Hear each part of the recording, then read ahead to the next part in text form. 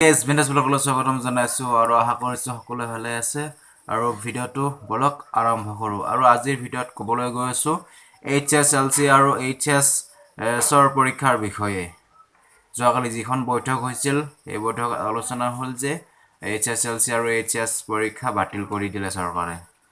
Corona মানে এনেকুৱা হৈ গৈছে, কৰোণাৰ কাৰণে চব যিকোনো কামেই মানে বাতিল হৈ গৈ আছে অসমত হওক গোটেই ভাৰততে। কৰোণাৰ কাৰণে যিকোনো পৰীক্ষা মানে বাৰে বাৰে বাতিল হৈ আছে আৰু অসমৰ সকলো ল'ৰা ছোৱালীৰ বাৰু কিমান দুখ লাগিছে জানেনে?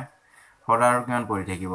তেওঁ তোমালোকে সকলোৱে পঢ়ি থাকা, হতাশ হৈ নাযাব। যিহেতু পৰীক্ষা হওঁ হৈ যায় আকৌ বাতিল হৈ যায়, তোমালোকে পঢ়ি থাকা, পুৰা ভালদৰে পঢ়ি থাকা। তোমালোকে ভাবিব নালাগে যে পৰীক্ষা নহ'বই বুলি, এদিন নহয় এদিন হৈ যাব। হয়তো হঠাৎ পাতি দিলে আপোনালোকৰ কি হ'ব তাৰ কাৰণে কৈছোঁ। তোমালোকে ভালদৰে পঢ়ি থাকিবা আৰু তোমালোকলৈ সদায় উৎসাহ দিবলৈ চেষ্টা কৰিম আৰু পঢ়াটো তোমালোকে আৰু বেকাৰ কৰি নল'বা, মনত বেকাৰ বুলি ভাবি নল'বা। আজি পৰীক্ষা বাতিল হৈছে, কালি হয়তো হৈ যাব পাৰে। তাৰ কাৰণে কৈছোঁ সকলোৱে, আশা কৰিছোঁ সকলোৱে যেন সকলোৰে যিকোনো লক্ষ্য থাকে পঢ়ি শুনি ডাঙৰ মানুহ হ'ম বুলি।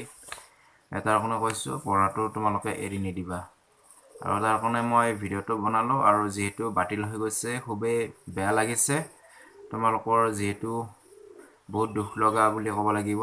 কাৰণ কিয় ইমান দিনে পৰীক্ষা হৈ আকৌ বাতিল হৈ যায়। তোমালোকে আৰু এনেকুৱা নকৰিবা, মনত দুখ লৈ নাথাকিবা। দুখটো লাগিবই, লাগিলেও মানে আৰু পঢ়া শুনাত মন কাণ দিবা। আৰু যদি প্ৰথমবাৰলৈকে আহিছা ছাবস্ক্ৰাইব কৰি ল'বা আৰু বেল আইকনটো প্ৰেছ কৰি অল কৰি দিবা। আৰু ভিডিঅ'টো বেছি দীঘল নকৰোঁ। জয় আই অসম।